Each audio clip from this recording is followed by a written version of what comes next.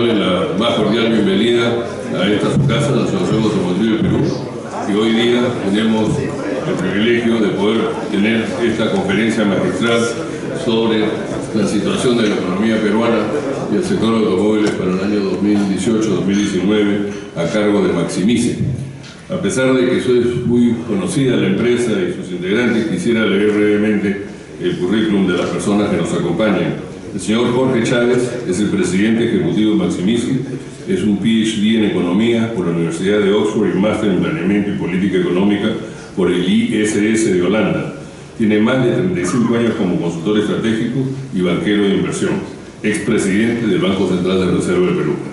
El señor Henry Álvarez Pinto es gerente de Inteligencia de Negocios y Mercados de Maximice, tiene un máster en Economía por la Universidad Torcuato Di Tella, más de 20 años de experiencia en inteligencia económica, modelación econométrica, planeamiento estratégico, perspectiva e investigación de mercados. Quisiera darle la bienvenida con un fuerte aplauso para poder iniciar esta presentación. Dejo con ustedes al señor Jorge Chávez.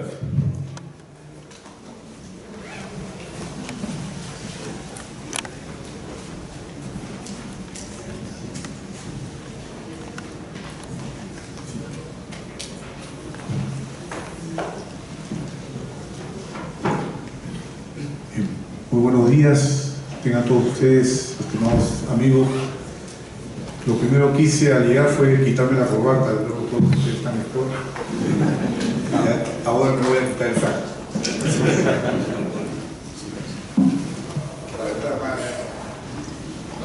Más poco. Lo importante es vender.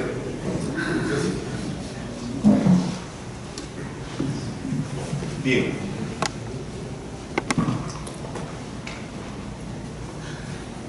Las perspectivas económicas, cómo cerrará este año y cómo viene el año 2019.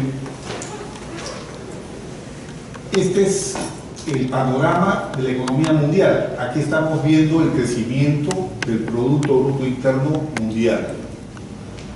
Y podemos apreciar que en 2018 la proyección que había por parte del Fondo Monetario Internacional, que era de 3.9, se redujo a 3.7 en octubre, y la proyección para el próximo año también era de 3.9, se redujo a 3.7, la última revisión que hizo el Fondo Monetario. Esto está indicando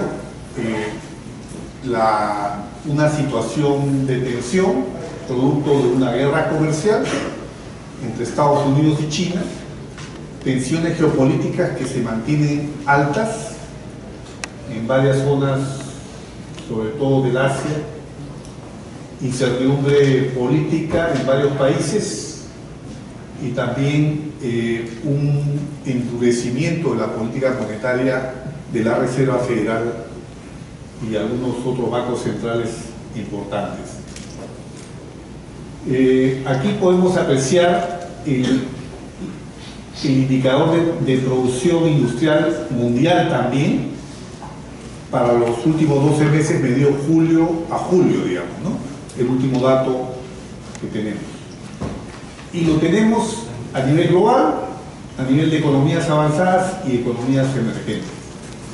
Podemos apreciar que ha crecido en 2018, digamos, la proyección que hay en un crecimiento de 3.6, bastante mayor que el 2.9 del año 2017 y el 1.5 del 2016. Esto quiere decir que la economía mundial ha estado creciendo en gran medida por un impulso industrial.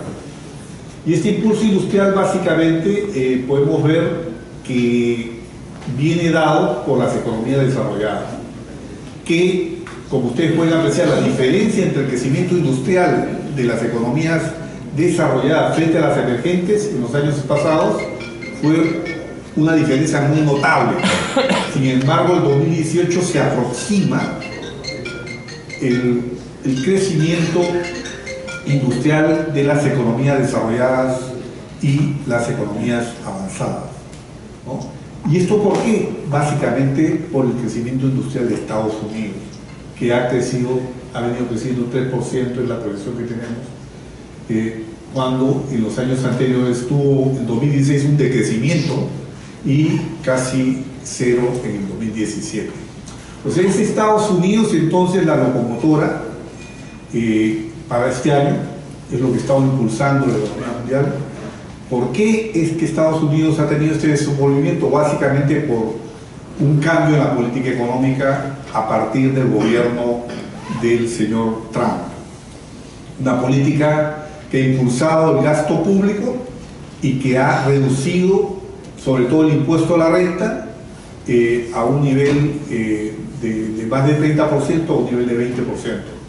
En términos, digamos, sintéticos, ¿no? Aunque ha tomado otras medidas para favorecer la inversión en capitales norteamericanos que están fuera de la frontera de Estados Unidos, incentivos especiales para que puedan invertir dentro de la economía americana, y todo esto es lo que está generando esta situación de auge económico en Estados Unidos.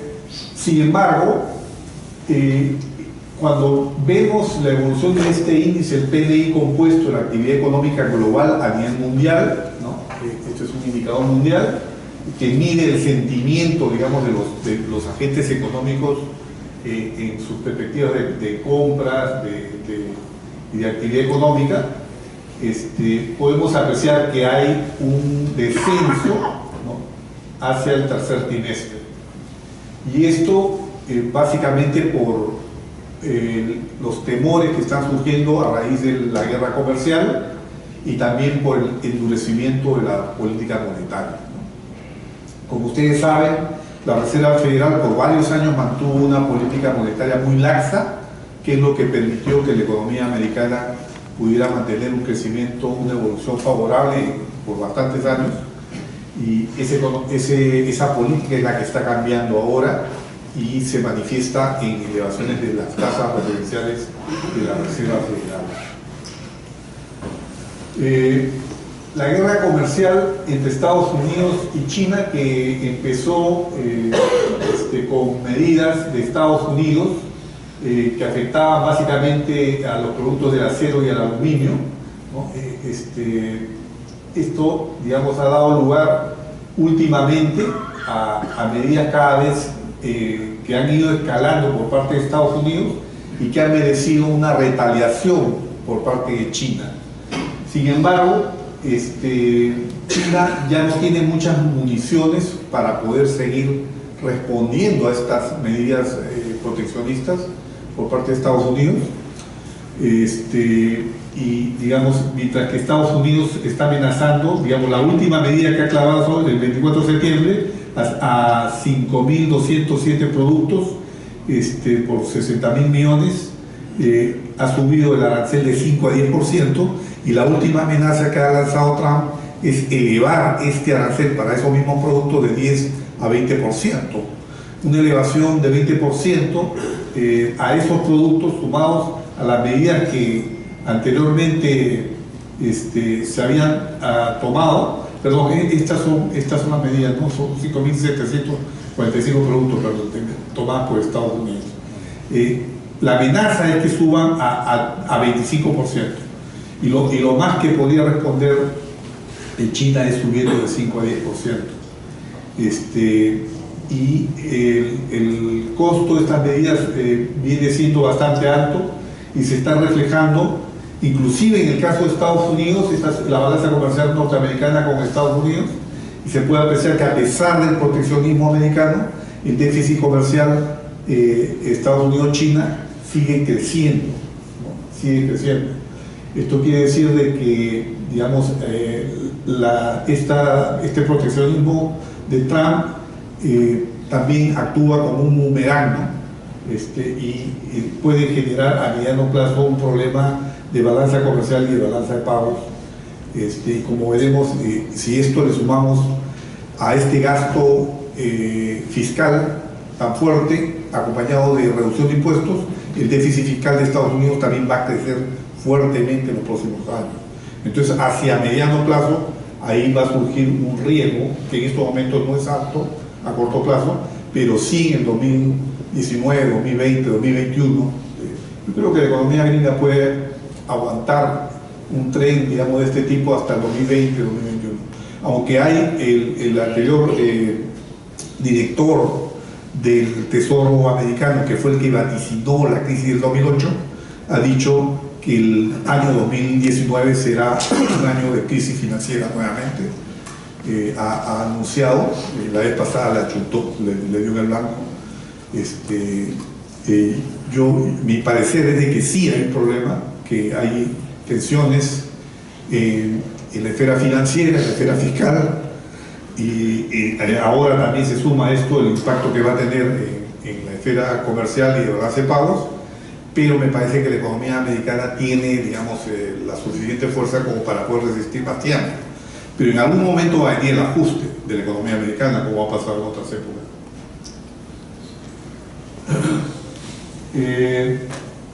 Entonces, aquí podemos apreciar lo que viene pasando con el crecimiento del volumen del comercio de bienes y servicios, ¿no? Que la proyección para el cierre del 2018 ha ido bajando de 5.1 en abril a julio 4.8 a octubre 4.2, y las proyecciones para el 2019 también con un descenso marcado de 4.7 a 4.5 a 4 ahora, ¿no? Esto significa, digamos, niveles de crecimiento del comercio muy por debajo de lo que ha habido en otras épocas, ¿no? Y el comercio, cuando el comercio mundial no crece, normalmente el comercio mundial crece a tasas mayores que la del PBI. O sea, cuando el comercio mundial se aproxima ya al nivel del crecimiento del PBI mundial, esto es un síntoma bastante también preocupante, ¿no? Porque pudiera ser que a futuro sea más difícil crecer. O sea, lo que en buena cuenta arrastra el crecimiento de la economía mundial es el crecimiento del comercio. Cuando el comercio se desacelera, y además que es bien voluble también. Cuando hay una crisis comercial internacional, puede haber descensos también marcados del comercio mundial, y eso impacta en la economía, ¿no? Ahora, otra fuente de riesgo es el tema de China. En China, si uno ve los principales indicadores, la venta minorista, por ejemplo, o la producción industrial, tienen manifiestamente evoluciones negativas, ¿no? La política monetaria y fiscal china ha tratado de suavizar estas tendencias con una política monetaria y fiscal, digamos, que apunte a un aterrizaje suave. Es así que el PBI de China ha ido bajando de 6.7 a 6.6, 6.5, digamos, en una escalera. Pero el riesgo es de que esa suavidad se rompa y se produzca un aterrizaje forzoso, que sería una desaceleración mucho más marcada, que es lo que está evitando el gobierno chino. Sin embargo, la presión del proteccionismo de Trump le está haciendo difícil, complicado a China poder mantener este equilibrio complicado que está tratando de buscar China. Digamos, lo que China está tratando de buscar es ya no depender tanto de las exportaciones, que antes era un país que básicamente crecía porque sus exportaciones crecían mucho, sino crecer por la demanda interna, ¿no? Y ahí, digamos, este paso de un modelo de crecimiento exportador a un modelo de demanda interna, o sea, ese paso se le complica porque no puede lograrlo con una presión como la que está generando la política proteccionista de Trump. Y esto se manifiesta en la devaluación que se ha venido observando en el yuan, ¿no?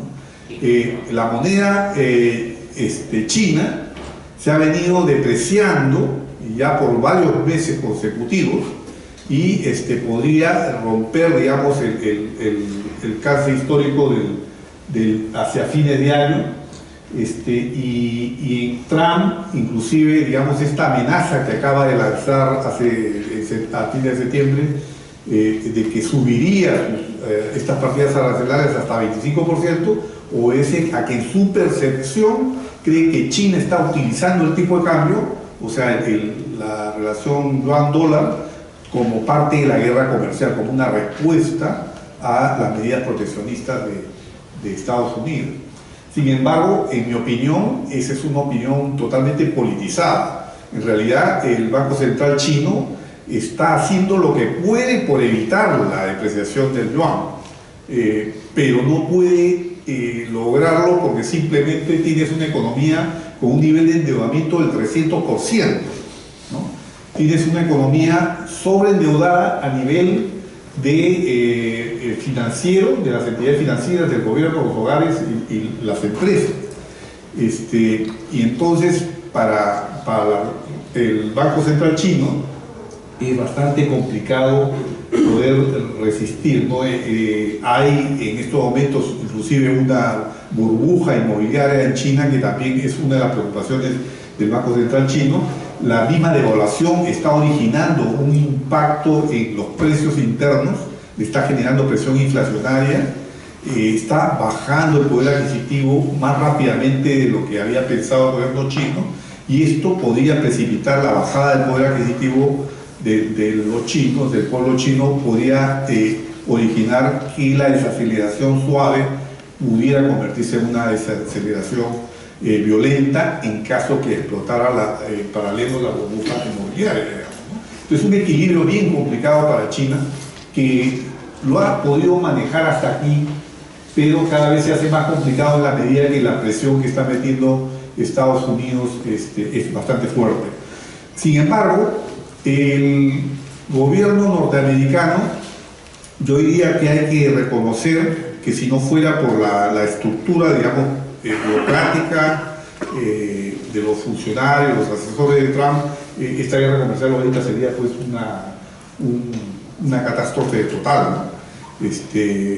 Ya en estos momentos están sentados negociando el gobierno americano con el gobierno chino, y con una buena voluntad por parte de los funcionarios americanos, y también China está desesperada por lograr un acuerdo. China no quiere entrar a una guerra totalmente abierta, y la cuestión está en poder manejar a este señor Trump y poder convencerlo. Bueno, de hecho ya lo convencieron estos funcionarios de negociar con México, con Canadá, y se han logrado acuerdos valiosísimos con estos dos países, con los cuales también había una amenaza de que hubiera una ruptura muy drástica. Y lo mismo con la Unión Europea, también se están logrando acuerdos interesantes. Por lo tanto, ya no estamos hablando de una guerra generalizada. La probabilidad de una guerra generalizada ha bajado debido a que digamos, ha podido el andamiaje burocrático de Estados Unidos ha podido frenar los ímpetus de Trump, pero en el caso de China, digamos,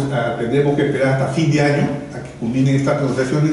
Si hacia fines de año no se redondea un acuerdo, pues tendríamos ese riesgo de que pudiera darse esa medida. Y ante esa situación es difícil predecir qué pasaría, digamos, con el yuan, y por lo tanto la repercusión indirecta que podría suceder con el PBI también chino. Ahora, como ustedes saben, el Perú depende mucho de China, ¿no? O sea, nosotros le exportamos casi la mitad de nuestras exportaciones de metales van hacia China. Entonces, cuando China estornuda, acá tenemos una pulmonía. O sea, se calcula que por un punto de pérdida de PBI de China, el Perú puede estar perdiendo cerca de 0,8, digamos, muy cerca de eso, ¿no? Entonces, y de hecho, esto estaba impactando en algunos productos. Aquí tenemos la medida digamos, en este colorcito más claro de lo que ha sucedido en los meses que van del año 2018, y podemos apreciar caídas importantes en el precio del zinc y en el precio del cobre, ¿no? Y el oro también ha venido cayendo en la medida en que el dólar se ha venido fortaleciendo, porque hay una correlación inversa entre el dólar y el oro. Pero si uno ve históricamente estos niveles de precios, los precios del cobre, por ejemplo, no están en niveles bajos totalmente históricamente hablando, pero sí están en una orientación a la baja en lo que va del año, aunque coyunturalmente puede haber habido últimamente una cierta recuperación. En general, digamos, tenemos ese problema de los precios internacionales que están afectando la capacidad de la economía peruana de poder crecer por impulso externo, y también el índice del dólar americano, que el dólar americano frente a todas las demás monedas fuertes se ha venido fortaleciendo. Esta es la proyección que Maximice había hecho, este índice que mide la relación del dólar estadounidense con la moneda fuerte, y básicamente se ha cumplido, digamos. Hemos estado bastante cerca, nuestra proyección hasta aquí, y digamos, estamos proyectando que va a seguir fuerte, digamos, recuperándose el dólar en el año 2019 también, trimestre tras trimestre. Ahora, bajo este contexto, veamos en la economía peruana cómo repercute todo esto, ¿no? Y esto lo medimos a través del índice de las condiciones externas, ¿no? El índice de las condiciones externas, en líneas generales, digamos, mide, digamos, básicamente dos cosas. Mide la repercusión que tiene los términos de intercambio, que viene a ser la relación de precios de importación contra precios de exportación, ¿no? Esa relación. Como ustedes saben, que si los precios de los metales están bajando, digamos, eso quiere decir que estamos perdiendo términos de intercambio respecto a los precios de importación. Y de otro lado también mide el nivel de acceso del mercado financiero peruano y también de las empresas grandes que se endeudan emitiendo bonos internacionalmente, también su acceso al mercado. Y estamos viendo cómo es que últimamente esta evolución de este índice de condiciones externas ha venido a la baja, ¿no? Y está en mínimos de mediados del 2017, y va a ser difícil revertir esa evolución, aunque se va a suavizar probablemente en los próximos trimestres. Ahora, ese es el ambiente externo. Ahora veamos por el lado interno, el ambiente interno. La confianza empresarial se ha debilitado en el mes de septiembre. Esta es una medición que hace el Banco Central de Reserva, que mide la confianza de los empresarios, de los inversionistas, y cuando estamos por debajo de 50 puntos, que es esta línea punteada, es que, digamos, estamos en una expectativa de situación negativa. En este momento estamos en 55 puntos, ¿no? Que es el nivel más bajo alcanzado desde este nivel de marzo, ¿no? Y después de haber alcanzado niveles más altos. Solamente cuando, digamos, estaba todavía PPK, me parece, en el poder, y había expectativa de que las cosas iban a mejorar bastante entrando él al gobierno, es que este índice de confianza mejoró, pero después también se vino abajo conforme nos dimos cuenta que la gobernabilidad con PPK era mala. Entonces, ¿cómo interpretar los sucesos, ¿no? O sea, ya en agosto, fíjense, ya en agosto había ruido político fuerte. En agosto, en julio ya había ruido político fuerte. Acuérdense que el 28 de julio fue que el presidente Vizcarra, en su discurso de Fiestas Patrias, anuncia la iniciativa de hacer un referéndum para hacer una reforma judicial y política. Sin embargo, los empresarios no bajaron su nivel de confianza. El empresariado tomó positivamente este anuncio. ¿Por qué? Porque para el empresario, de alguna forma, este referéndum iba a significar un desahogo, un desfogue de una especie de hartazgo de la población respecto a su clase política. Eso es lo que interpretó el empresariado. Bueno, a los empresarios normalmente no les gusta este tipo de referéndums o iniciativas de cambio de constitucionales, prefieren que no haya mucho, ¿no? Pero sin embargo, en esta ocasión, una iniciativa así de referéndum obtiene un respaldo de distintos gremios que se han pronunciado favorablemente. ¿Qué es lo que ha generado esta caída de 55 a 55 puntos en tan corto tiempo, de 59 a 55? El hecho de que ya después del anuncio del referéndum se produjeran amenazas mutuas de cierre del Congreso y al mismo tiempo de buscar que acusar al presidente Vizcarra por parte del fujimorismo y generar un ambiente más desestabilizador. Y luego también ya el tema de la judicial, de la cárcel preventiva para Key, etc. Pero eso todavía no se ve acá. el tema de la cárcel para Keiko se verá en octubre, que me parece que podría bajar aún un poco más este índice para octubre. El ministro de Economía acaba de decir que él cree que no está impactando el ruido político en la economía. Yo creo que hasta agosto eso era cierto, pero me parece que ya en septiembre y en octubre sí puede impactar. Y de hecho, o sea, la economía ha venido desacelerándose, ¿no? Trimestre tras trimestre. Pero básicamente porque el sector externo no ha estado favoreciendo. Y si la economía está creciendo es porque hay factores internos que están moviéndola más bien. Porque el consumo ha venido creciendo y ha venido creciendo también la inversión, aunque no al ritmo que todos quisiéramos.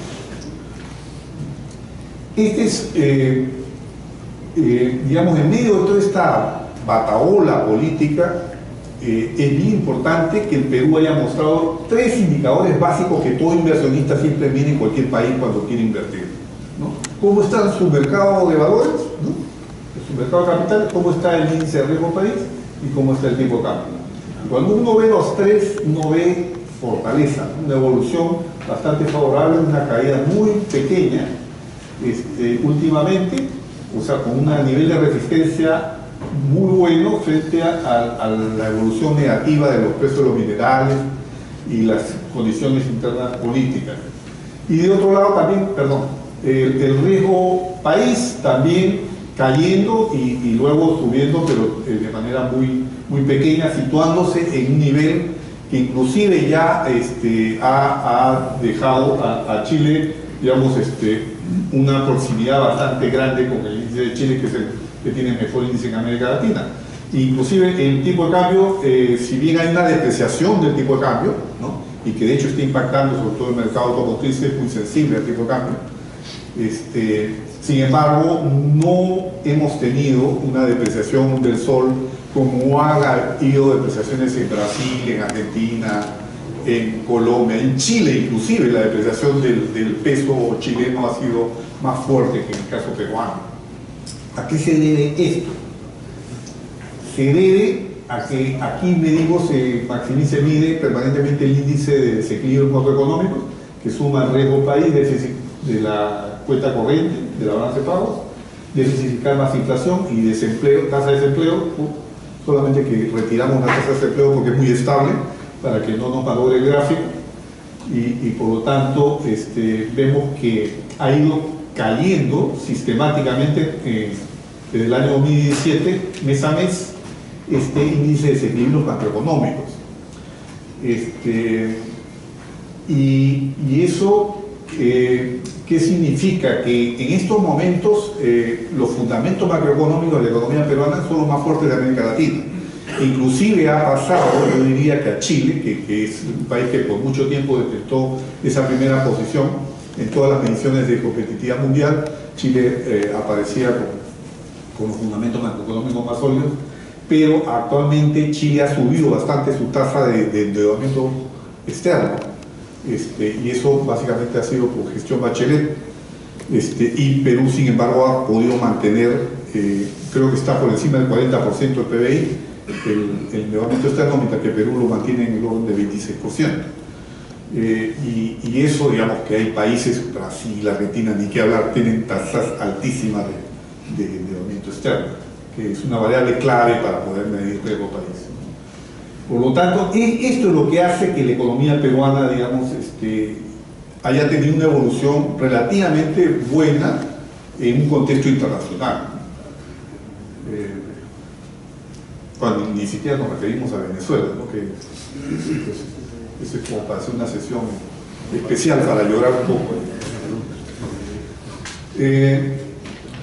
Para ver las perspectivas del tipo de cambio, nosotros basamos nuestras proyecciones de tipo de cambio sobre unos modelos que usamos internamente, donde lo que hacemos es primero proyectar el tipo de cambio paridad, porque si el tipo de cambio paridad tiene una correlación alta con el tipo de cambio efectivo. Podemos verlo aquí, y por lo tanto, basándonos en estos modelos,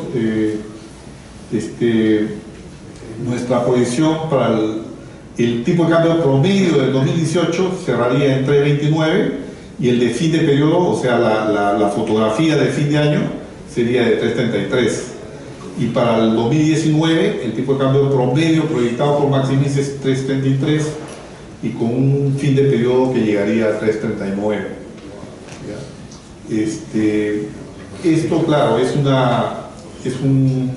significa una depreciación que va a impactar negativamente en el mercado automotriz porque hay una sensibilidad, pero si vemos, esto no sería el factor principal en todo caso que impactaría en este mercado. Eso lo va a ver Henry más adelante porque digamos hay otros factores que tendrían una influencia más fuerte que el tipo de cambio, ¿no? Y la inflación también tiene una tendencia alcista pero suave y se va a mantener dentro del rango meta del Banco Central de Reserva, que es entre 2 y 3%. Cerraremos el año, proyectamos 2.4 y 2.6 para el año 2019. El crecimiento, como podemos apreciar acá, medido trimestralmente, vemos que viene sustentado básicamente por demanda interna. O sea que las condiciones de demanda interna no han sido negativas en la influencia del crecimiento. Sin embargo, como vamos a ver más adelante, o sea, la demanda externa no está empujando la economía, sino es la demanda interna. Pero, sin embargo, vemos que esto es como un carro que uno le mete el acelerador y de repente la llanta está girando sobre un hueco y no sale del todo, digamos, ¿no? Vamos a ver esto más adelante. Felizmente, justo cuando creo yo de que hay ciertos síntomas de que la demanda interna puede presentar problemas hacia adelante, sobre todo por el lado del consumo, sin embargo las exportaciones digamos, están mostrando un soporte, digamos, ¿no? O sea, no está mostrando una evolución tan negativa, ¿no? Básicamente el mayor componente de la demanda externa es las exportaciones tradicionales y las no tradicionales que también están acompañando, porque están creciendo, van a llegar a cerrar el 2018 con 14.000 millones frente a 11.700 millones, son como, digamos, cerca de 2.300 millones de crecimiento, o sea, un crecimiento de 13% frente al 22% que ha crecido en el 2017.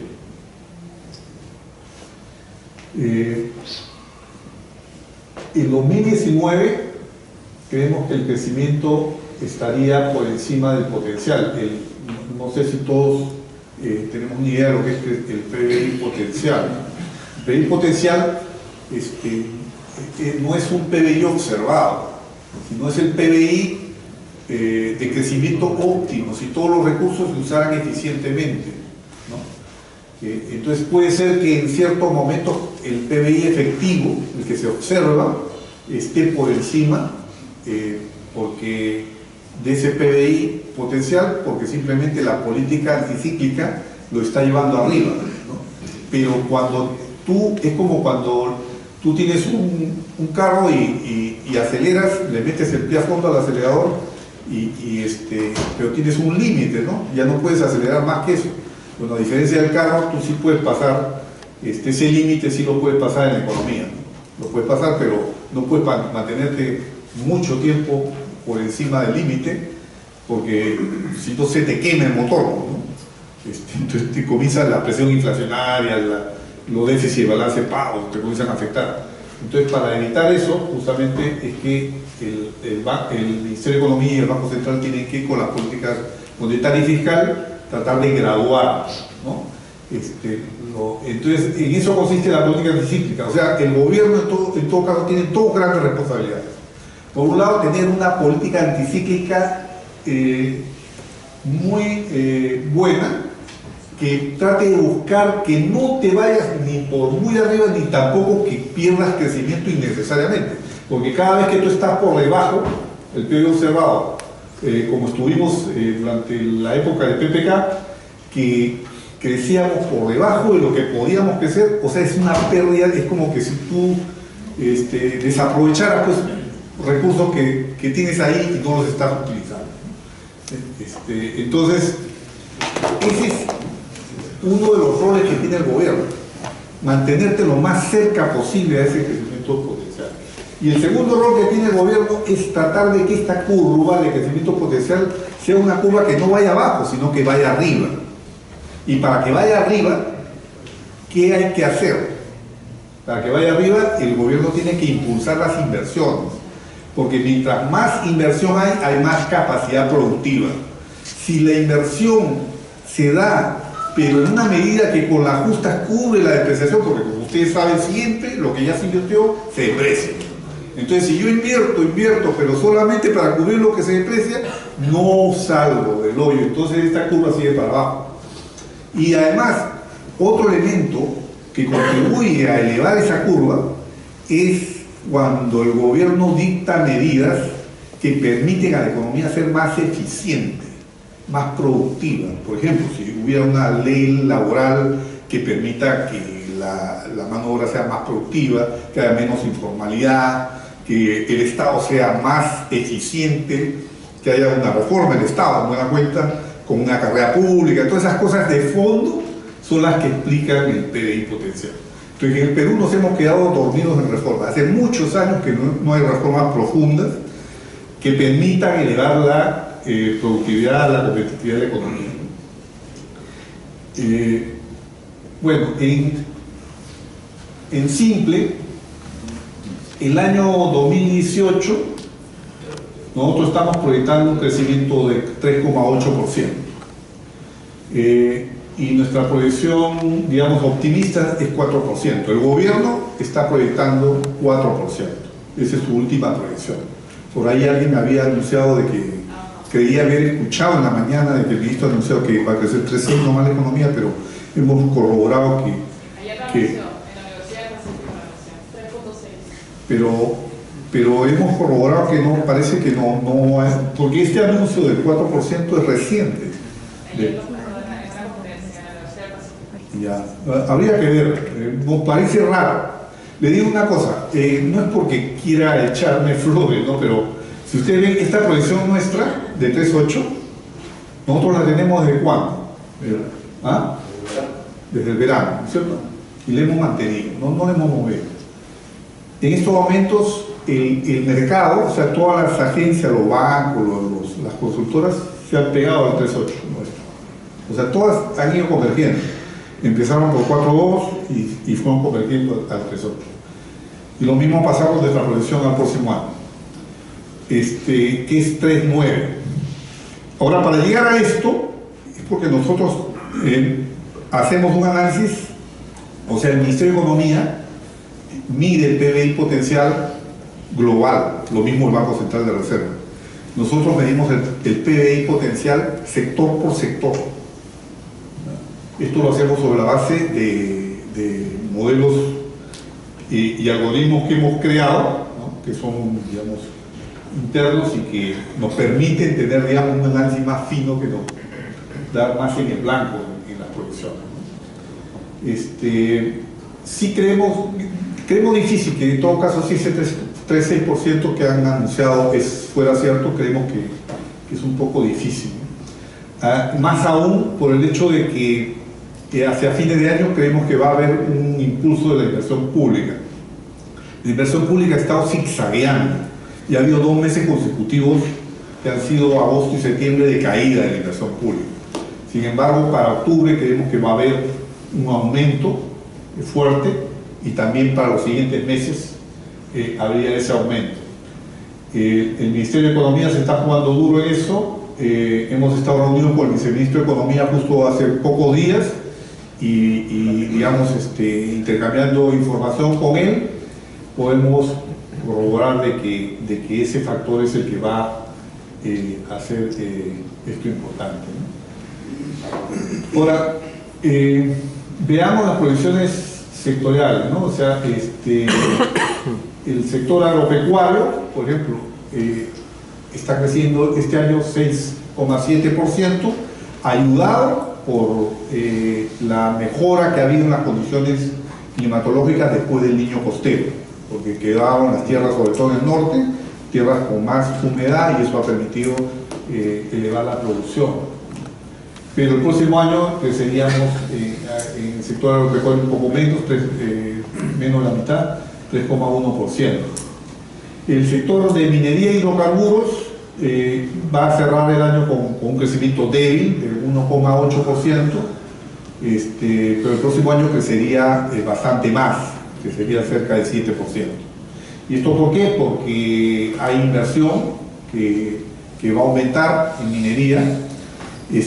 Como ustedes bien saben, el sector minero tiene un stock de proyectos, pero buena parte de los grandes proyectos están frenados por problemas de conflictos sociales, y también porque al bajar los precios de los metales ha habido algunos proyectos que se han quedado, digamos, con un nivel tienen un nivel de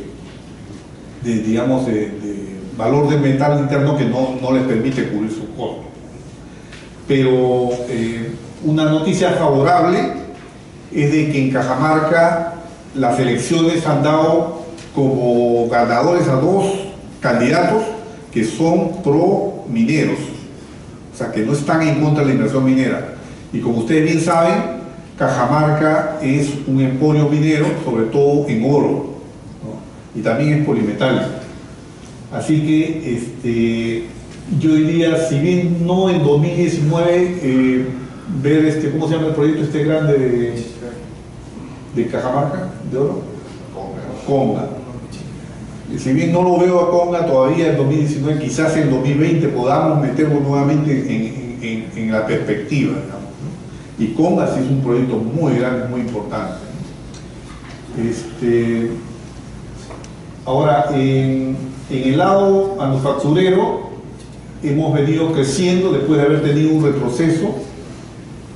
La manufactura, básicamente, ¿por qué? Por la manufactura primaria, porque hemos tenido un año de pesca, como ustedes pueden apreciar, muy bueno, 12,9% de crecimiento de la pesca para este año, debido a que hemos tenido dos campañas, a diferencia de otros años donde solamente hay una. Y además que ha habido una también mejora en exportaciones agroindustriales, y eso ha permitido, digamos, que crezcamos 3,1, permitiría cerrar el año con 3,1, pero es un sector que viene siendo castigado por la política de salario mínimo, ¿no? Cada vez que lo han revisado al alza, eso ha impactado negativamente, sobre todo en el sector calzado, sector textiles y confecciones, que a su vez son dos sectores, dos actividades que vienen siendo castigadas por las subvaluaciones con las que llegan prendas importadas del Asia, y que compiten de una manera desleal, se puede decir, con este sector. Y por eso que son ramas de actividad, además, que generan bastante empleo. De otro lado, a mí me parece que no hubiera podido explicarse un crecimiento así, e inclusive el crecimiento comercial y de servicios, si no hubiésemos tenido esta avalancha de ingreso de venezolanos. El ingreso de venezolanos en grandes cantidades, estamos hablando de aproximadamente 600.000 venezolanos que han ingresado, a mi criterio, si bien viene generando un problema en el tema del empleo, juvenil sobre todo, bien importante, sin embargo, está generando un efecto en la competitividad de las pequeñas empresas también muy positivo. ¿Por qué? Porque el venezolano que entra a trabajar con un sueldo que es la mitad o a veces menos, ¿no? Y eso que está generando una holgura que antes no tenían las empresas. Y eso está sucediendo con pequeños comercios, con empresas pequeñas, que entonces tiene más plata en sus manos, y esa plata que está en sus manos se está reflejando en la demanda. O sea, por lo tanto, la demanda está siendo movida también, a mi criterio, Pero esto no lo podemos medir, esto no está medido, ¿no? En las cifras digamos, de la demanda que tenemos, todavía no había un estudio serio, profundo del tema del ingreso de venezolanos, pero sí creemos que está impactando. Y la construcción, bueno, está creciendo 4,7, había crecido apenas 2,2 el año 2017, bueno, venía de años pasados que estábamos acostumbrados a crecimientos mayores al 10%. Vemos que esto está débil, pero y esto a pesar de que ha habido gasto de construcción, y es porque el Estado, digamos, tiene problemas para gastar, ¿no? El año 2019 proyectamos un crecimiento también no tan alto, digamos, del 3,5%. Y los servicios también crecerían de manera similar al año 2018, 4,3%. Si ustedes ven históricamente, el crecimiento de la economía peruana digamos, en unos 10, 15 años, verán que los sectores que han sido muy fieles, muy permanentes, han sido sectores de servicios y comercio, que son los que, digamos, crecen, digamos, de manera sostenida, se puede decir, a tasas en promedio más altas que la del PBI, inclusive, o por ahí. Sin embargo, esto es un tema que a mediano plazo sí nos preocupa lo que pueda pasar con esos sectores. Y eso lo vamos a ver más adelante. Y este es en síntesis lo que ha venido sucediendo, ¿no? 2018, 2019, son los agregados macroeconómicos y como ustedes verán, la inversión privada y la inversión pública son los que han crecido 4, 5 y 7%, digamos, los que crecerían este año, y la inversión privada crecería inclusive un poco más, 5%, y la inversión pública ya tendría un rol un poco menor, ¿no? Y las exportaciones creciendo por debajo de lo que ha sido histórico, o sea, no ha sido un factor impulsor por lo tanto, pero de todas maneras no es una tasa baja 4,6 y 4,3 para el próximo año, porque, digamos, hay que netear siempre exportación contra importación. En neto, digamos, no te da, o sea, lo que te impulsa la exportación, por otro lado la importación te lo frena.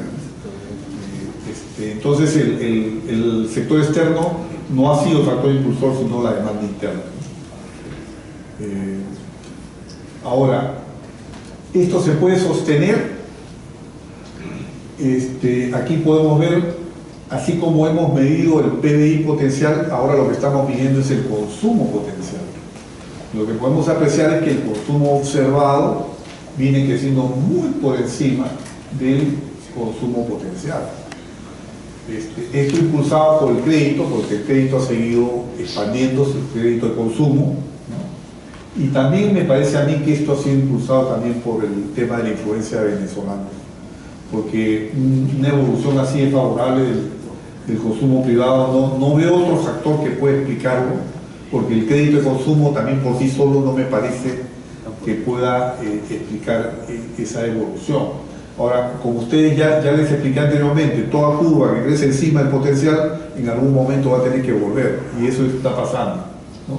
Entonces, felizmente que tanto la curva de consumo potencial como la del PBI potencial, como ustedes verán, al final está haciendo un aumento. O sea, eso quiere decir de que la inversión de alguna manera está aumentando, no tan fuerte, pero sí está generando una capacidad de seguir creciendo a futuro, pero insuficiente. Necesitaríamos que vaya más alto, porque ya han habido niveles mucho más altos, ¿no? En el pasado, ¿no? Imagínense, más de 4,4 hacia el 2015 nada más, y ahora estamos por el 3,5 aproximadamente. Entonces habría que recuperar esos niveles de crecimiento potencial del consumo. Y por el lado de la inversión privada más bien tiene un crecimiento potencial que se mantiene estable, ¿no? Está chato.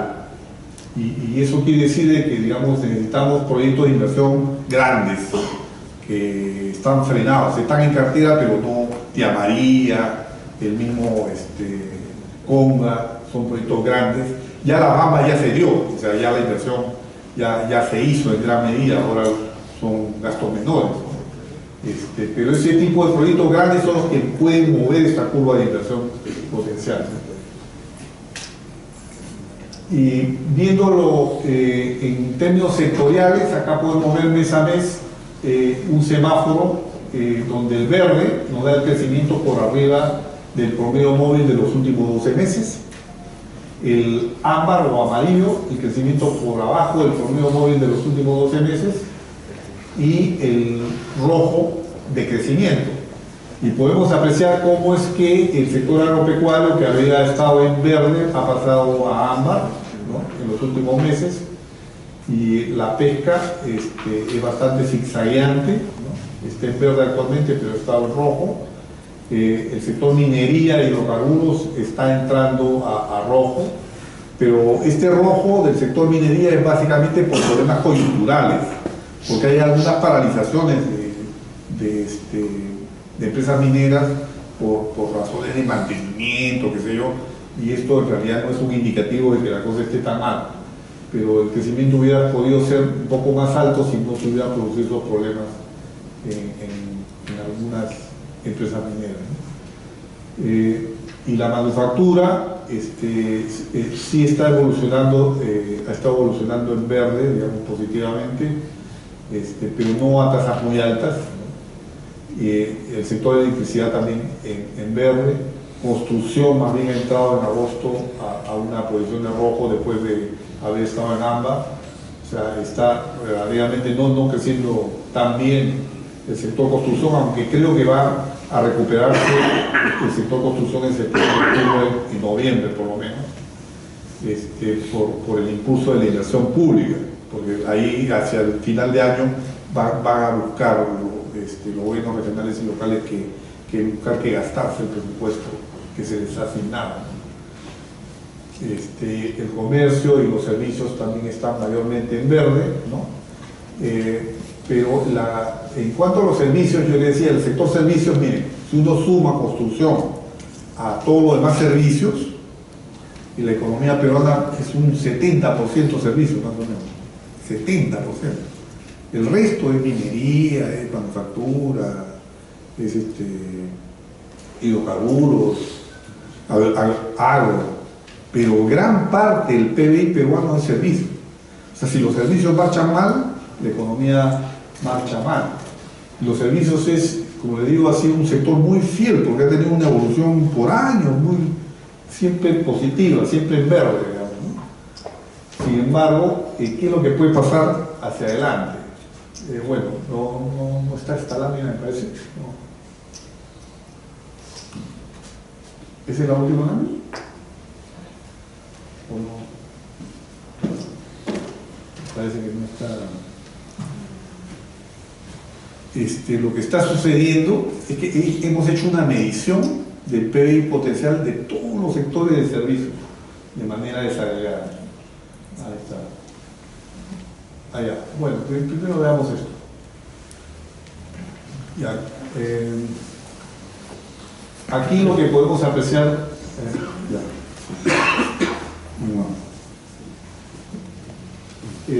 A ver, para que tengan. Esta es la contribución sectorial al crecimiento económico. O sea, cada sector de la economía, acá están los sectores que contribuyen en conjunto, generaron el 70% o más del PBI. Esto es lo que en conjunto generaron menos del 30% del PBI, y esto es lo que restaron crecimiento al PBI. O sea, no mide el crecimiento del sector, sino el impacto. O sea, que es crecimiento más el tamaño, el peso, y más los impactos directos e indirectos a través de toda la relación de la cadena de valor hacia atrás. O sea, todo eso está medido ahí en el impacto. Entonces podemos apreciar, este símbolo del telefonito son los servicios. O sea, como ustedes pueden ver, el teléfono siempre ha estado entre los sectores que más han contribuido. Lo mismo que A veces ha aparecido la minería, la construcción también aparece varias veces y la agricultura últimamente también aparece. Y el comercio también aparece entre esos sectores que son los que explican gran parte del crecimiento. Ahora, entre los sectores que más bien tienden a restar crecimiento, últimamente están la construcción y la minería, que son dos sectores que supuestamente este año deberían haber tenido un comportamiento totalmente inverso, ¿no? Y llama la atención que en el caso de la construcción este comportamiento se haya dado, sobre todo teniendo en cuenta los panamericanos y el plan de reconstrucción, ¿no? Bueno, voy a moverlo por acá. Ya. Esto es lo que les quería mostrar. Hemos hecho una estimación del PBI potencial para cada uno de los sectores de servicios: comercio, transporte, alojamiento de restaurantes, o sea, hoteles, hotelería, telecomunicaciones, servicios financieros y servicios prestados a las empresas. Y pueden apreciar que en todos los casos el PBI potencial de estos sectores tiene una tendencia negativa, ¿no? Y están ya, digamos, solamente salvo el telecomunicaciones, ¿no?, que podría crecer porque tiene techo para crecer. Lo demás están ya en un punto, digamos, de saturación, el crecimiento. Y el caso del transporte, por ejemplo, está de caída el PBI potencial, pero además está creciendo el PBI observado muy por encima del potencial. También, o sea, ¿esto qué significa? Que se requiere mucho más inversión en transporte. O sea, si no hay más inversiones en transporte y hotelería, vamos a tener problemas para que el sector servicios siga creciendo a lo que históricamente hemos estado acostumbrados, ¿no? Y eso podría generar un problema de crecimiento a mediano plazo. Sin embargo, digamos, nosotros tenemos bastante contacto con las empresas de estos sectores. Por ejemplo, en hoteles sabemos de varios empresarios del sector que hay proyectos que están en cartera. Están muchos, por ejemplo, a la espera de que se amplíe el aeropuerto internacional Jorge Chávez, de que se hagan las inversiones en los demás aeropuertos, que de hecho está priorizado. Van a haber inversiones en ampliación de aeropuertos y varios proyectos de hotelería van a descolgarse una vez que se den esas inversiones, como cuando por lo menos hay un nivel de certidumbre mayor, ¿no? En el momento, creo que recién se ha solucionado el problema en estos últimos días del aeropuerto internacional Jorge Chávez, que sí, ya ahora sabemos que se va a dar la inversión y va a haber prácticamente un nuevo aeropuerto, ¿no? Y el área actual se va a convertir en un área comercial. Entonces ahí va a haber una inversión muy fuerte y la capacidad de movimiento de ese aeropuerto va a mejorar tremendamente. Bueno, eso va a tener que obligar también a hacer inversiones en toda la vialidad de Lima, la avenida Fawcett, en fin, que se requiere para poder darle más sentido a toda la realidad. En el caso del sistema financiero, ahí podemos apreciar de que, digamos, también la tendencia ha sido del PBI potencial es negativa. ¿Esto qué quiere decir? Que se requiere más competencia en el sistema financiero, se requieren más jugadores para que las tasas de interés puedan bajar, se requiere que haya una evolución favorable del factoring, ¿no? El factoring en otros países ha jugado un rol muy importante en reducción de las tasas de interés. Inclusive un mercado financiero mucho más productivo que el peruano. El Perú quizás sea el país en el que los spreads bancarios son los más altos de América Latina. O sea, en ningún otro país hay índice diferencial de tasas tan alta como hay en el Perú. Si eso mejorara, ¿no? Y sería con un auge del factoring y con mayor competencia bancaria, eso va a beneficiar también a otros mercados, como el caso del sector automotriz. El sector automotriz, en gran medida, las compras de automóviles se hacen sobre la base de compras a crédito, ¿no? Y las tasas de interés tienen que ir bajando, ¿no?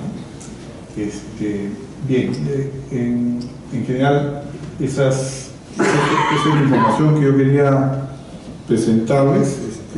Bueno, por último, simplemente mostrarles que el Perú ha venido retrocediendo en el ranking de competitividad frente a otros países, ¿no? En lo que es desempeño logístico, ¿no? Hemos pasado del puesto 69 en el 2016 al puesto 83. En el índice de competitividad global hemos perdido 3 puestos, pasado del 60 al 63, y en el índice Doing Business de comercio transfronterizo también hemos pasado del puesto 86 al puesto 92. O sea, y eso es consistente con estas tendencias que hemos visto del PBI potencial en varios sectores. O sea, eso significa que la economía peruana necesita reformas, más allá de manejo cortoplacista, ¿no?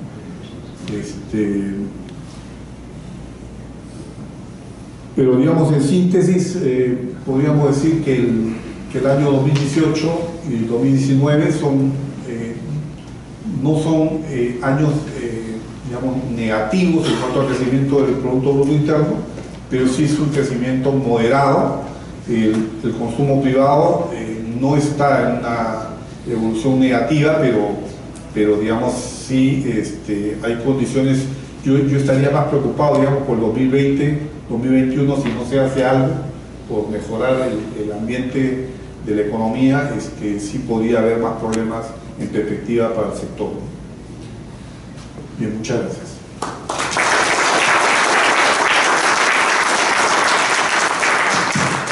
Muchas gracias, Jorge. A continuación vamos a tener la presentación del señor Henry Álvarez sobre el sector del automotor.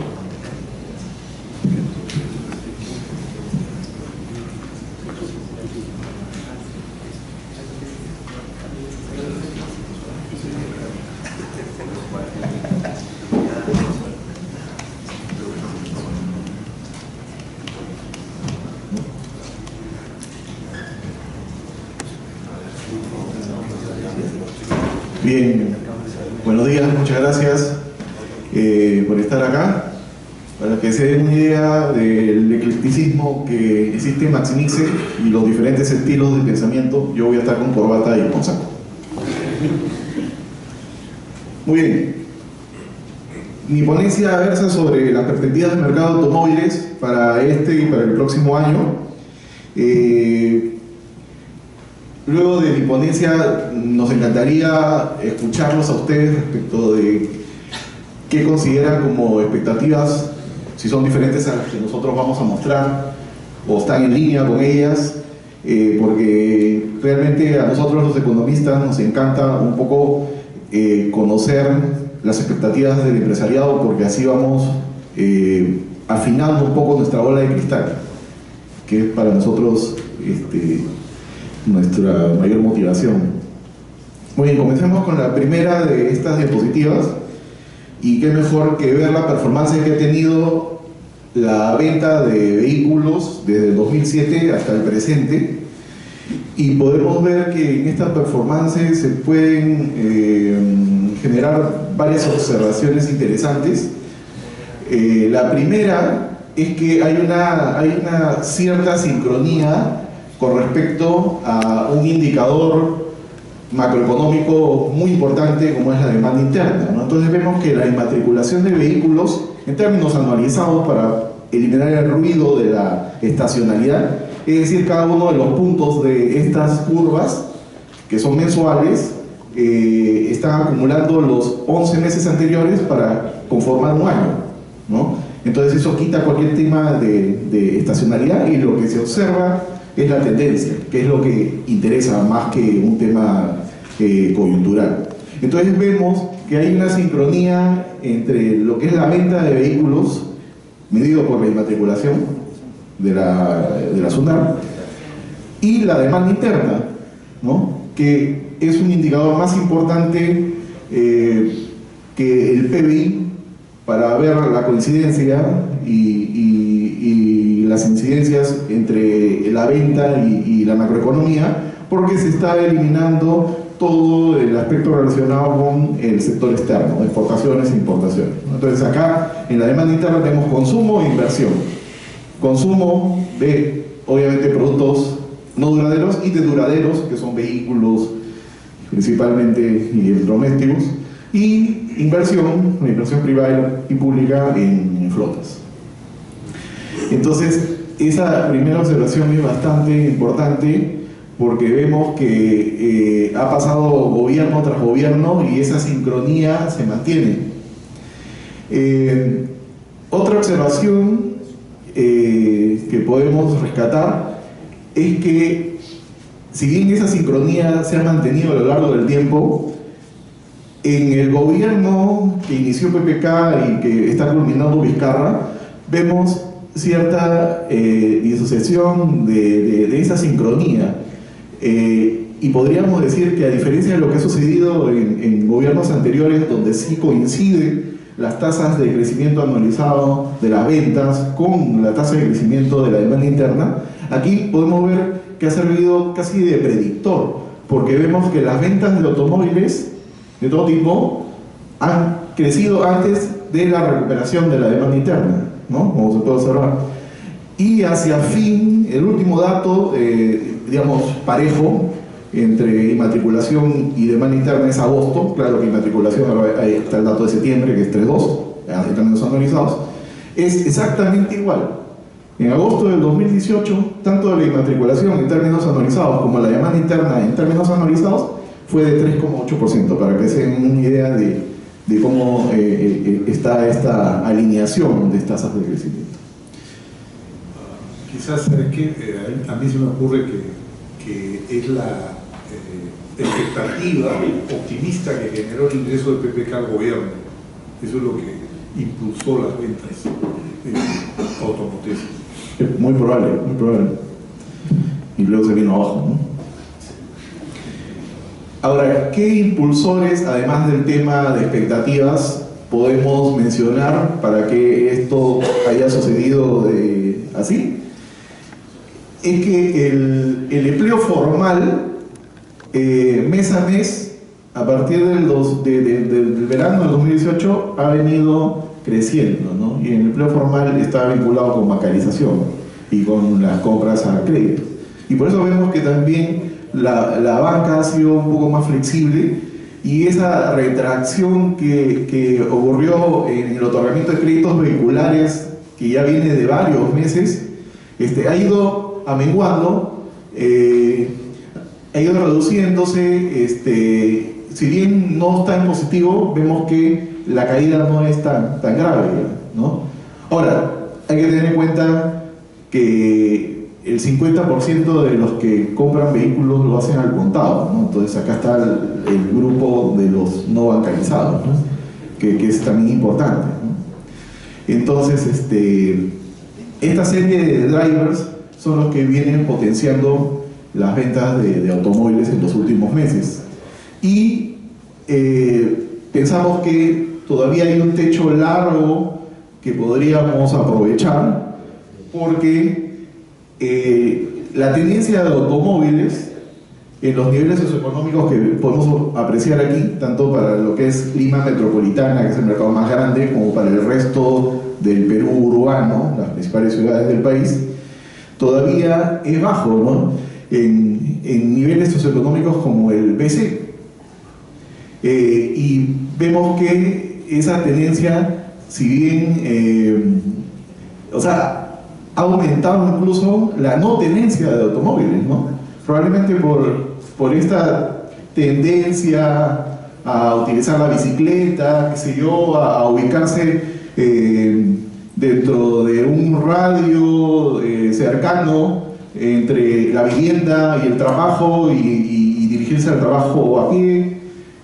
Esas condiciones de repente han permitido que la no tenencia de automóviles haya aumentado entre el 2014 y el 2017. Por ejemplo, en el nivel socioeconómico A, en Lima metropolitana, los que no tienen auto ha aumentado algunos puntos y el ingreso socioeconómico B también, ¿no? Donde está el grupo más fuerte de compradores de vehículos. Ahora, mientras no haya un sistema de transporte público eficiente, la gente va a seguir adquiriendo automóviles, ¿no? Eso es totalmente cierto, ¿no? Entonces, no creemos nosotros que esa tendencia a incrementar la no tenencia de automóviles vaya a incrementarse en el tiempo, ¿no? Por eso consideramos que hay un techo todavía que se puede cubrir en cuanto a la venta de automóviles en los próximos años. Ahora, y esto sí me gustaría un poco compartir opiniones luego de mi ponencia, es si consideran que esto es cierto o cuáles son las razones por las cuales hay un riesgo importante, que es el hecho que la venta de autos usados esté empinando la cabeza, esté cada vez creciendo a un ritmo de crucero en los últimos meses, y que esto de alguna manera nos está diciendo la desaceleración económica de los últimos 2 trimestres, si bien ha reducido en algo de poder adquisitivo, no lo ha hecho de manera mayúscula, porque tanto la población que no tiene la capacidad adquisitiva como para comprar un auto nuevo, lo está haciendo comprando autos usados. Entonces hay poder adquisitivo que se está orientando hacia los vehículos usados. Ahora, lo que yo me gustaría saber, y por eso pido la opinión después de la ponencia respecto de esta gráfica, es si en estos datos se está introduciendo la ley de promoción de la modernización del parque automotor, que permite que uno entregue el auto usado como parte de pago, ¿no? Entonces, eso es lo que quisiera saber, si ustedes nos pueden explicar mejor, o es que realmente hay un riesgo, y es que las ventas de vehículos nuevos se están estancando y las de vehículos usados están aumentando. Por impuesto selectivo al consumo también. Sí, es eso, pero digamos, más allá de eso hay un tema estructural. Obviamente el tema del riesgo del impuesto selectivo al consumo lo vemos aquí, y este cuadro es bastante abrumador, porque nos hemos tomado el trabajo desde el año 1992 hasta el presente, ver cómo ha sido el comportamiento de las ventas de vehículos ligeros, gasolineros y de diésel, viendo también cuáles han sido las variaciones de la política tributaria referida al impuesto selectivo de consumo a vehículos gasolineros y diésel. Entonces, por ejemplo, vemos que en el año 92-96 la tasa de ISC para nuevos usados era la misma, del 10%, y bueno, lamentablemente no hay cifras. Las cifras de ventas de vehículos aparecen en el año 96 y el crecimiento fue de 19,5%. Entre el 96 y el 98 se modificó la política de recaudación del ISC para vehículos y se aumentó 10 puntos porcentuales para vehículos nuevos de 10 a 20 y a usados de 10 a 45. La tasa de crecimiento promedio en ese periodo, con un impuesto más alto, fue de apenas 0,8%. En el periodo 98-2000, nuevamente se incrementó la tasa, 10 puntos porcentuales más, pasando de 20 a 30 para nuevos. Y el efecto negativo fue mayúsculo, casi 40% promedio anual en ese periodo de ventas. En el año 2000 se reduce la tasa y pasa de 30% de ISC a 10% de ISC para nuevos. Y observen ustedes cómo mejora el promedio anual de ventas de vehículos ligeros, 8.5. Y lo que es bastante importante es que en el 2007, cuando se aplica la exoneración del ISC y se da 0% nuevo, la tasa de crecimiento promedio anual de 2007 al 2017 fue de casi 19%, ¿no? Obviamente, con este cuadro se permite ver que incrementar el ISC va en un perjuicio enorme hacia el sector. Y eso es lo que probablemente va a suceder, y vamos a ver nuestras proyecciones más adelante. Ahora, esto ya está generando impacto tanto en precios como en ventas, El índice de precio al consumidor de automóviles ya se ha disparado. Aquí podemos observar en azul el IPC de vehículos automotores y vemos en amarillo el tipo de cambio. Entonces hay un doble impacto para que los precios hayan empezado a crecer mensualmente a partir de junio. El tema del impuesto selectivo al consumo y el tema de la devaluación, ¿no? Entonces está generando dos impactos. Normalmente se tenía el tema de la devaluación como, de la devaluación como un detractor y que generaba incrementos en el IPC, pero ahora se le ha sumado el impuesto selectivo al consumo como un impulsor de este juego pernicioso, ¿no? Entonces vemos cómo ha crecido en términos interanuales y ya está cerca del 10% a septiembre. Ahora, eso en cuanto a precios, pero también lo vemos en términos de volumen. Aquí vemos la venta de vehículos livianos desde octubre del 2017 al último dato de septiembre del 2018, y vemos que la venta promedio mensual era de 14.000 unidades entre enero de 2017 y mayo del 2018. En los últimos 4 meses se ha bajado esta venta promedio mensual a 12.000 unidades de vehículos livianos, lo que quiere decir que se está perdiendo por mes, se está perdiendo 2.000 unidades en ventas, ¿no? Súper pernicioso. O sea, estamos hablando de ¿cuánto? 8.000 unidades que se han dejado de vender gracias al incremento del ISS. Si comparamos la información de ventas en 2 periodos, un periodo desde el inicio del año hasta mayo, cuando no se sentía el impacto del incremento tributario, y el otro desde junio hasta el último dato de septiembre, podemos observar que, por ejemplo, los livianos, entre enero y mayo, habían recuperado en algo el paso respecto de lo que sucedió el año anterior, y habían crecido 1.1%. Sin embargo, todo eso se vino abajo con el incremento del ISS y ya han perdido casi 15% comparado entre junio y septiembre de este año respecto del año anterior. Y lo mismo vemos en las ventas totales, ¿no?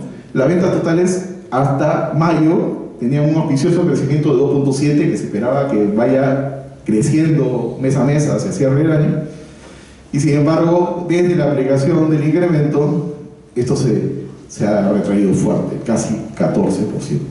Y si lo vemos por marcas, las que dominan el mercado, Toyota, Hyundai, Kia, Suzuki y Chevrolet, en un Pareto, vemos cómo esos que ya venían de alguna manera golpeados entre enero y mayo, ese efecto del incremento del ISS ha sido muy perjudicial porque las ventas han decrecido más, ¿no?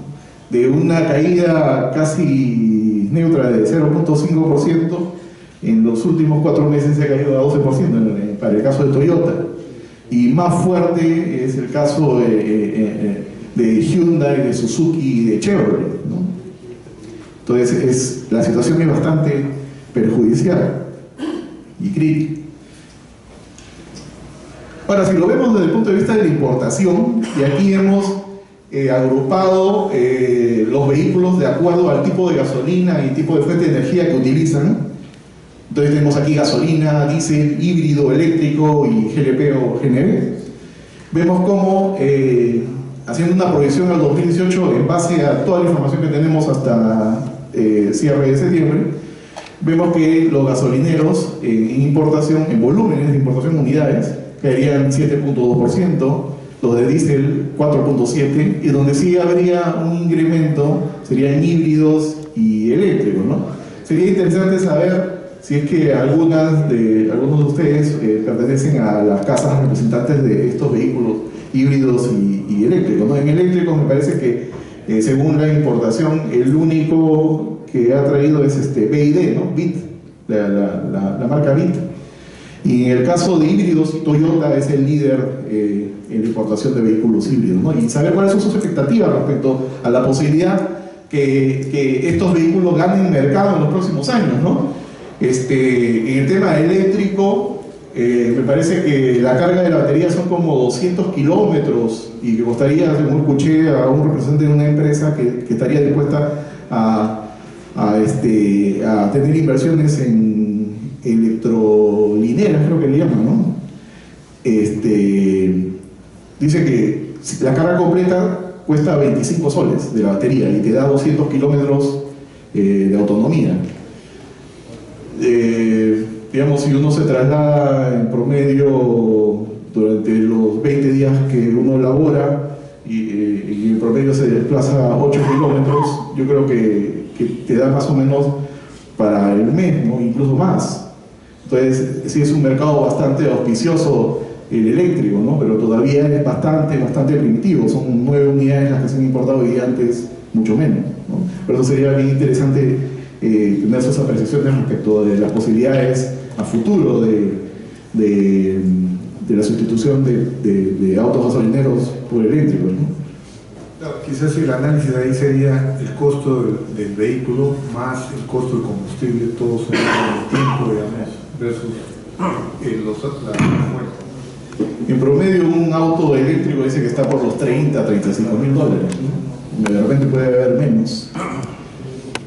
Si lo vemos por los modelos de las marcas más importantes del mercado, vemos como las importaciones, en todos los casos, salvo en un modelo especial de cilindrada pequeña de Toyota, han caerían en el año 2018, ¿no? Donde las disminuciones más dramáticas se darían, por ejemplo, en el caso de Chevrolet con su modelo N300, en el caso del Kia Rio, que es uno de los más vendidos, y el Picanto, 35, 28, el Yaris, que durante un buen tiempo fue el líder, 31%, y el i10 de Hyundai, 37%, ¿no? Entonces,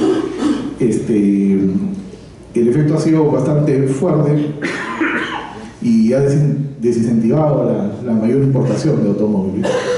Todo esto nos permite, antes de generar la presentación, queremos graficar un poco lo que está sucediendo con la pick-up, que queda exenta del pago del ISC, y vemos cómo la importación promedio mensual, que era de 1.3 mil unidades, en los últimos 4 meses ha pasado a 1.6 mil, ¿no? Y esto podría ir creciendo en los próximos años, ¿no? Si es que se mantiene esa exoneración. Entonces, toda esta información nos permite introducir variables en el modelo para proyectar que en el año 2018, luego de un año 2017 bastante bueno, o digamos auspicioso, se tendría retrocesos en el mercado. En vehículos ligeros estamos hablando de una contracción del 3%, luego de crecer en el 2017 a 1.6%. En el caso de vehículos livianos, es decir, incluyendo además de los ligeros los comerciales, de 3.5% contracción, y en general, incluyendo los pesados, el mercado retrocedería a cerca de 3%, 2.9%. Y esperamos que en el 2019, con la internación, digamos que el consumidor va a internalizar el tema del ISC y va de alguna manera a fijar que los precios ya son un poco más altos, podríamos tener ya tasas de crecimiento de recuperación tibia todavía, de 2.6 para el tema de vehículos ligeros, para vehículos livianos de 4.4. Hay que tener en cuenta que la inversión el próximo año va a ser algo más alta que la de y eso podría generar la compra de nuevas flotas y los autos comerciales, y de 3.8% para el total del mercado, considerando también que las ventas de automóviles de corte pesado también incrementarían por el aumento de la inversión. Entonces, como conclusión, podemos decir que el incremento del empleo formal y la cierta mejora del ritmo de los créditos vehiculares están beneficiando el avance de las ventas hasta mayo, estaban beneficiando las ventas hasta mayo, porque ya sabemos qué pasa después. La recuperación del poder adquisitivo también ha propiciado el incremento en la venta de vehículos usados, y hay que tener en cuenta un riesgo, que es que los vehículos usados duales, híbridos, también se les ha disminuido el impuesto selectivo de consumo, ¿no? De 30 a 10. Entonces eso podría incentivar a la compra de autos usados. Dos factores que están generando el incremento en los precios son tanto la depreciación de la moneda como el incremento del impuesto selectivo consumo. Las concesionarias, buscando que las reducciones de las ventas no sean tan bruscas, están generando nuevas estrategias con mayores puntos de venta, bonos, descuentos y diferenciándose del resto para que no caigan tanto las ventas. La importación de camionetas pick-up podría convertirse en uno de los productos estrella para el 2019 y en el 2018 las ventas caerían, pero en el 2019 con mayor inversión, mejora de la confianza del consumidor, podríamos tener una mejor performance en ventas. Ok, eso es todo. Muchas gracias.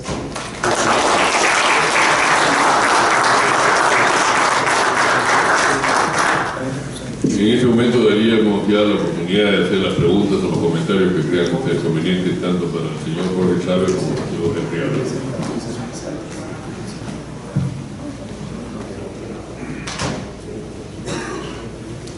Sí, Fernando, por favor. Para el señor Jorge Chávez, quisiera saber si en los pronósticos, por lo menos pesimistas de crecimiento del PBI, se ha considerado los anuncios de la Organización Mundial de Meteorología y del INFEN, que ya ubican en un pronóstico del 70% la ocurrencia de un fenómeno del Niño a partir del mes de diciembre. Sí, efectivamente hemos considerado la probabilidad, nuestra provisión de agricultura está considerando un fenómeno del Niño moderado, ¿no? Sí, puede ser la desaceleración de la agricultura.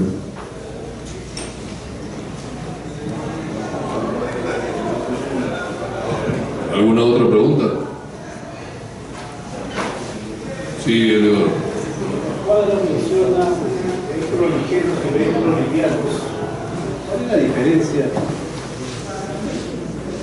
Sí. Habla de total, vehículos ligeros, vehículos livianos. Sí, la diferencia.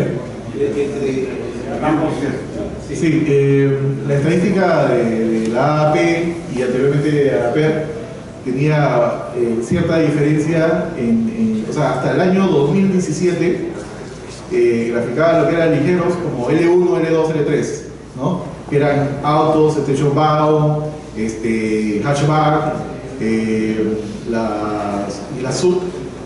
Y luego cuando se hace el cambio de forma metodológica de las estadísticas de la AAP, entonces ya no se habla de ligeros, sino se habla de livianos para incluir lo que son los vehículos comerciales, ¿no? Que por una estructura mecánica no pesan mucho, digamos, por eso se habla de liviano.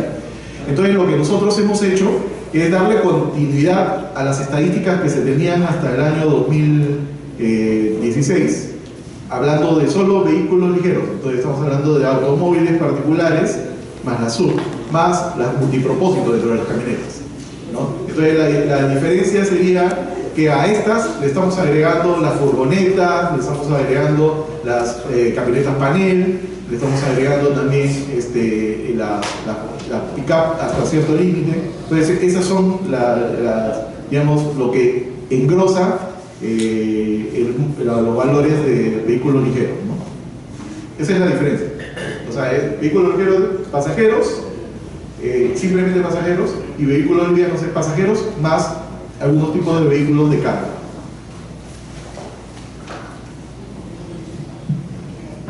Sí, por favor. Bueno, buenos días con todos.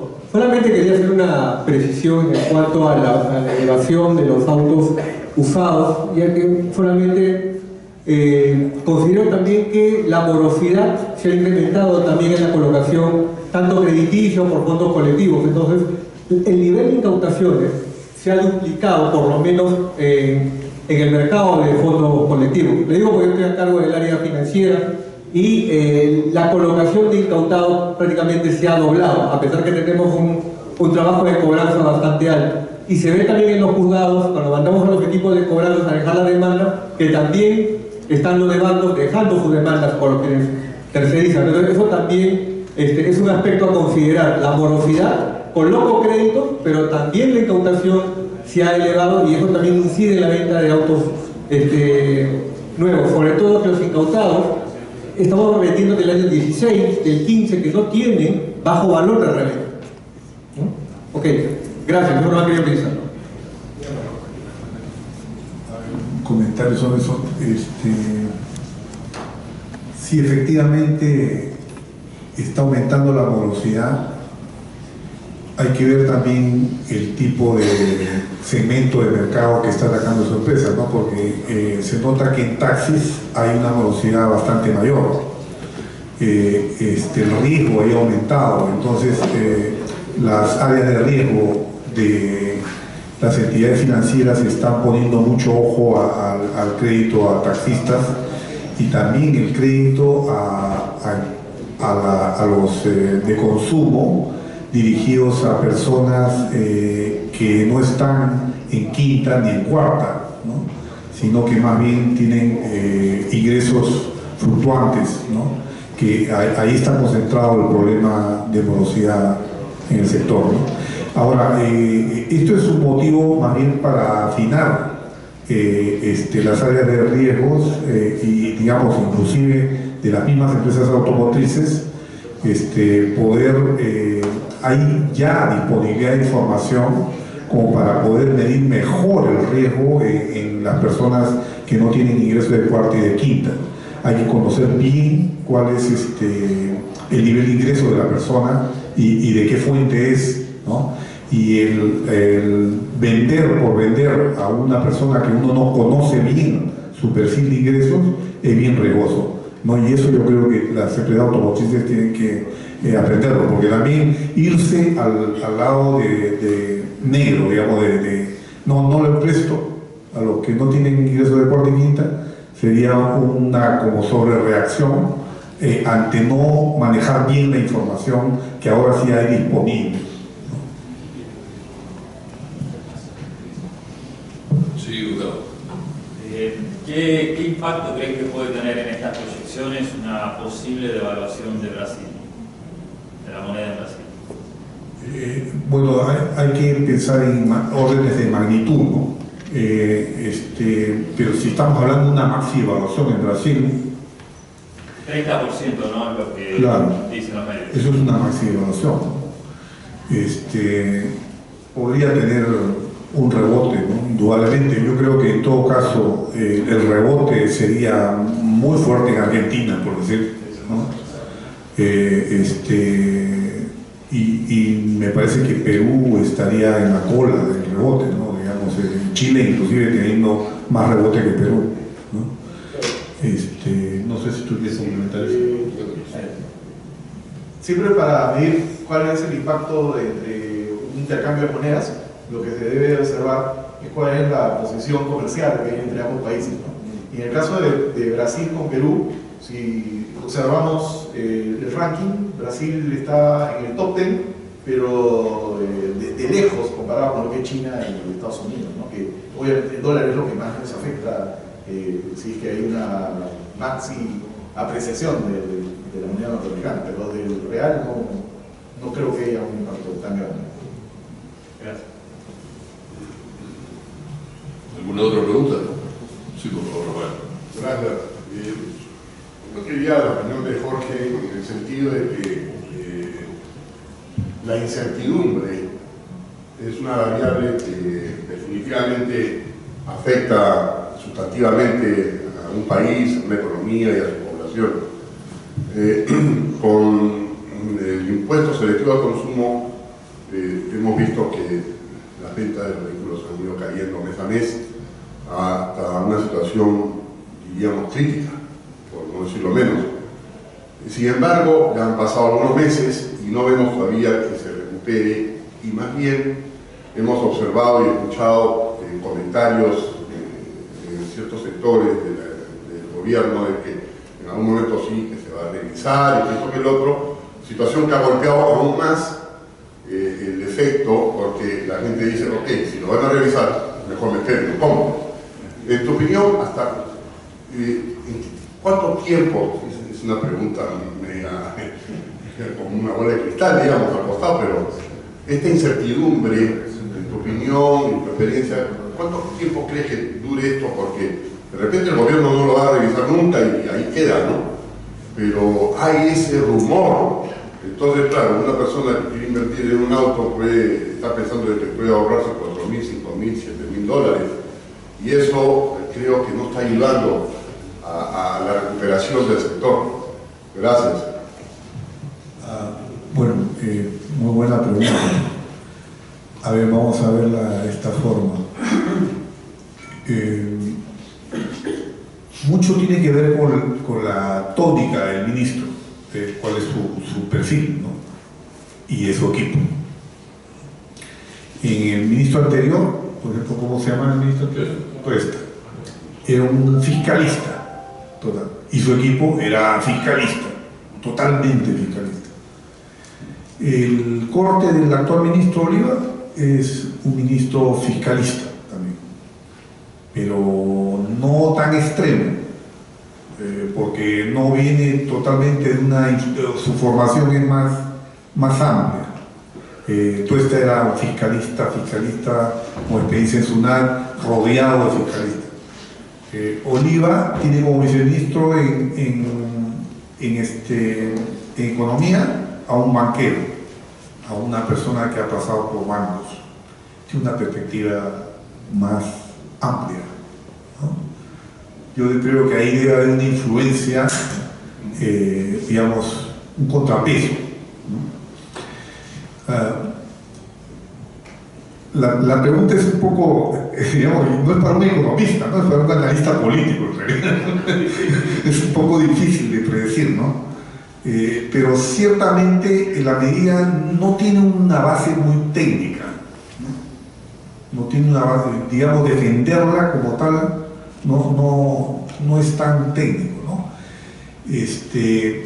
Entonces yo sí creería de que hay probabilidad de que pueda revertirse o por lo menos reducirse la medida, ¿no? Pero sí también soy consciente de que la medida en que se tenga esa posibilidad en mente, eso va a dañar más al sector, porque lo que está proyectando Maximiza y que lo ha presentado Henry es justamente una recuperación del sector.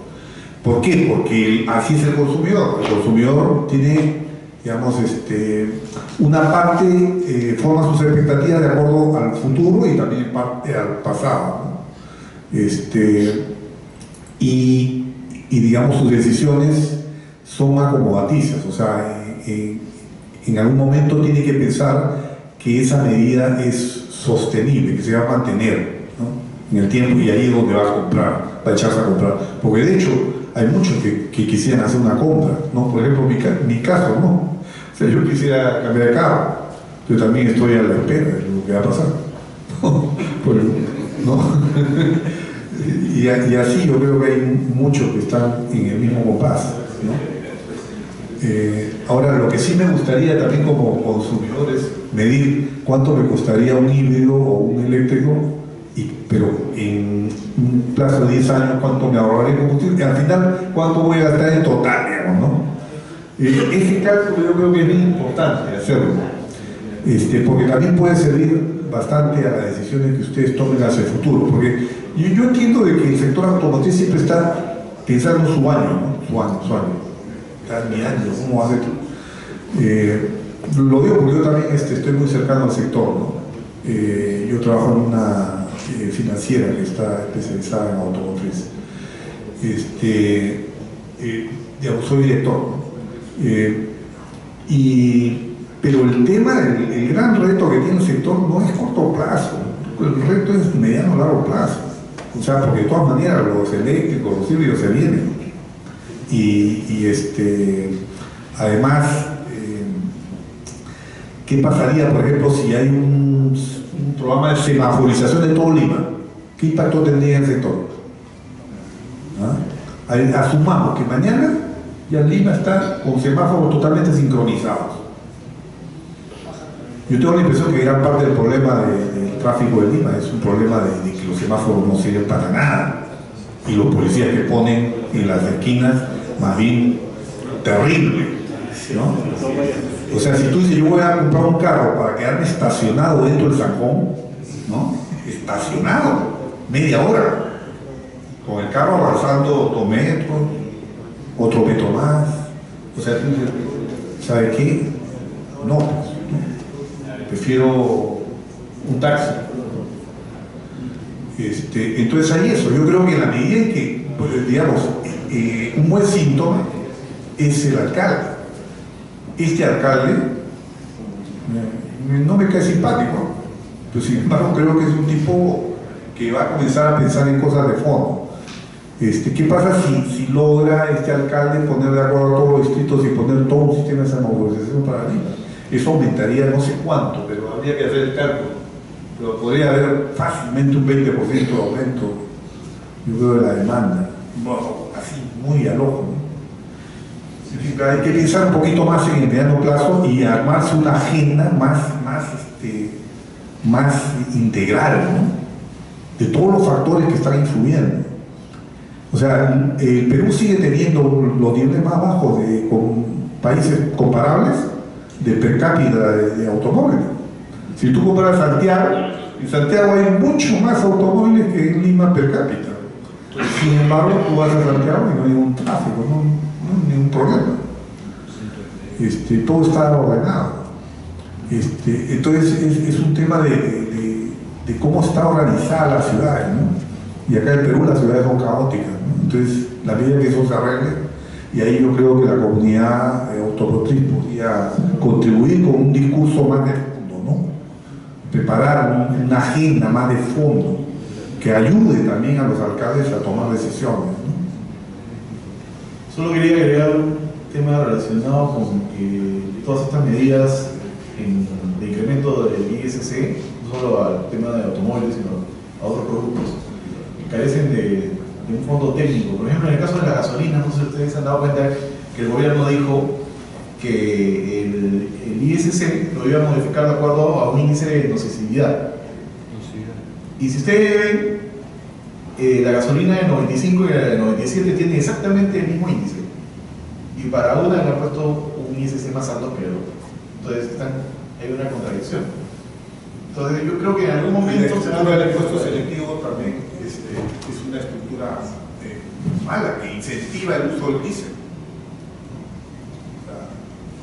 Porque por las gasolinas tienen un impuesto selectivo más alto. Eso tiene que cambiar. Eso debería estar en la agenda de que ustedes le pidan al gobierno.